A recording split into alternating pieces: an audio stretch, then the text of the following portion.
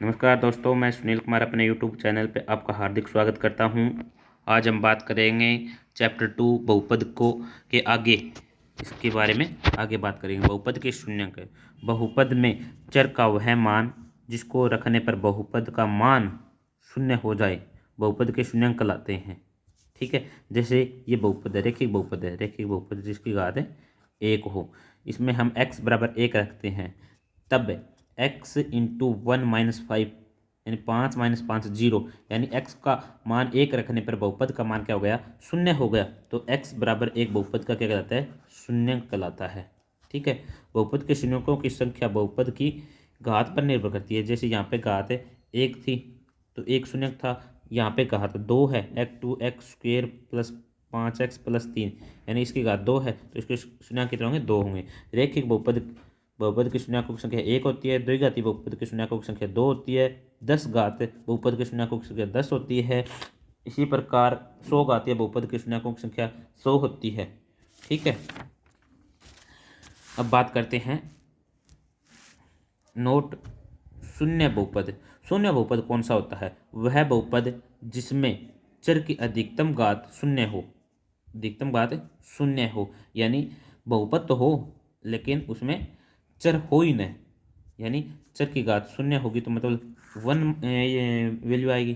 ठीक है, यानी अचर अचर संख्या होती है उसको क्या कहते हैं, शून्य बहुपद कहते हैं। बहुत सी बार पूछा जाता है, ऑब्जेक्टिव में भी पूछा जाता है, कंपटीशन में भी पूछा जाता है ये कि शून्य बहुपद कौन सा है।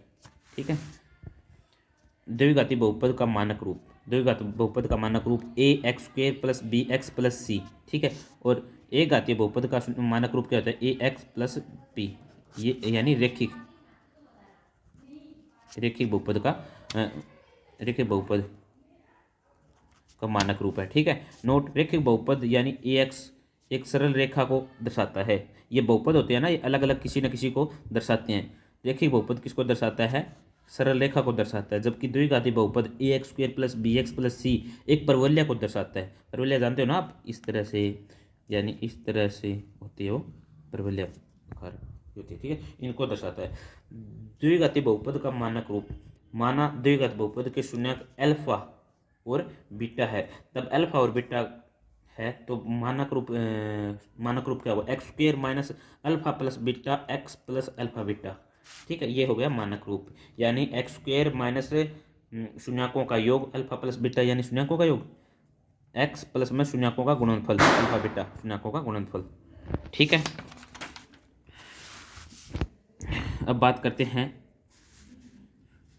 बहुपद के शून्यकों तथा गुणकों के मध्य संबंध की। ठीक है, मानक रूप क्या होता है, व्यापक रूप क्या होता है, ax² plus bx plus c, इसमें a का भाग देते तो x² आ जाता है, x² प्लस bx अपोन में a प्लस में c अपोन में a का भाग इसलिए दिया क्योंकि इसका मानक रूप होता है, उसमें x² के गुणा क्या होता है, 1 होता है। ठीक है, दोनों की तुलना करते हैं तो माइनस अल्फा प्लस बीटा, देखो यहाँ पे देखो और यहाँ पे देखो, दोनों की तुलना करने पर minus alpha plus beta is equal to क्या आता है, बी अपॉन ए, यानी माइनस को उस तरफ ले जाएंगे, alpha plus beta is equal to minus B upon A, और अल्फा इंटू बीटा बराबर सी अपॉन ए। ठीक है, यानी इसका मतलब क्या है, शून्यकों का योग, शून्यकों का योग क्या है, alpha plus beta is equal to minus B upon A, यानी माइनस एक्स का गुणांक बटे में x² का गुणांक। ठीक है, शून्यकों का गुणनफल यानी ये वाला alpha into beta upon is equal to C upon A, यानी सी अपॉन ए, यानी अचर बटे में x² का गुणांक। ठीक है, प्रश्नावली 2.2 का क्वेश्चन है ये कि फर्स्ट। ठीक है, x² minus 2x minus A equal to, इसका क्या करना है, शून्यकों तथा गुणांकों के मध्य संबंध ज्ञात करना है। ठीक है, संबंध ज्ञात करना है तो इससे पहले इसको हम शून्यंक ज्ञात करेंगे। शून्यंक ज्ञात करने के लिए इसका क्या कर दिया, गुणनखंड कर दिया। ठीक है, x² minus 4x plus 2x minus 8। ठीक है, यहाँ से दो में डिवाइड कर दिया, युग्म बना दिया, यहाँ से x कॉमन ले लिया और यहाँ से 2 कॉमन ले लिया, x bracket x minus 4 plus में 2x माइनस 4, तो x माइनस 4 दोनों जगह से कॉमन आ रहा है तो कॉमन ले लिया, बचा x यहाँ पे और यहाँ पे प्लस 2।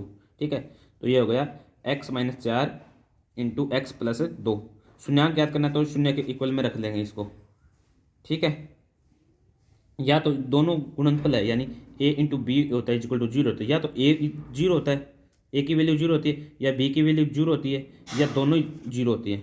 ठीक है, इसी प्रकार यहाँ पे x माइनस 4 इजक्वल टू 0, तो यहाँ पर x का मान आ गया 4, और x प्लस 2 इजक्वल टू 0, तो यहाँ पे आ गया x का मान -2। ठीक है,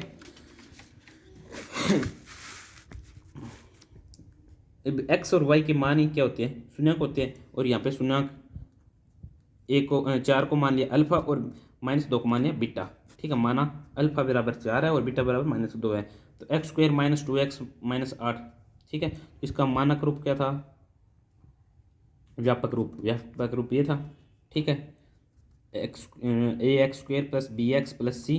ठीक है, यहाँ से दोनों की तुलना करेंगे तो a का मान आएगा 1, b का मान आएगा -2 और c का मान आएगा -8। ठीक है, और अब अल्फा का मान 4 है और बीटा का मान -2 है। Alpha plus beta equal to -b/a होता है, तो 4 प्लस में ब्रैकेट -2, माइनस में संख्या हो तो ब्रैकेट में लेंगे, -2 इक्वल टू में माइनस ब्रैकेट 2/1, -4 -2 बराबर +2।